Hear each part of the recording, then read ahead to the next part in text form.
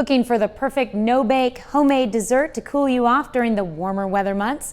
Well, today Howard shows us how to mix two of my favorite fruit flavors into an ice cream sandwich. We're making blueberry lemon ice cream sandwiches in the Mr. Food Test Kitchen.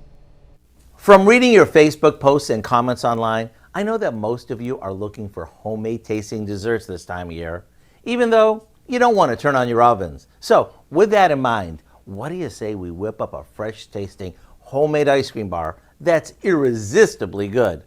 We start by placing some store-bought lemon sandwich cookies in a food processor and chopping them until they're coarsely crushed. You may need to do this in batches. Then we stir in some melted butter. Half of this goes into a baking dish that we've lined with foil. Make sure you pat this down firmly to create a crust. As for the filling, we mix some softened vanilla ice cream with a bit of lemon juice and lemon zest and give it a quick stir. Then we swirl in some blueberry preserves and layer this over our cookie crust. Now we'll firmly press the rest of the crumb mixture onto the top and into the freezer it goes. Once it sets up, remove the foil, cut it into squares, and it's ready to serve. There you have it.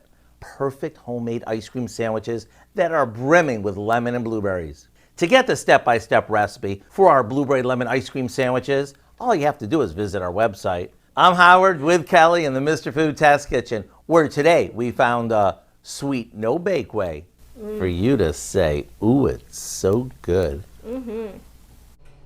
Oh, I have to try those. You can find this recipe along with a lot more good food from the Mr. Food Test Kitchen online. Just go to our website at KOAMnewsnow.com.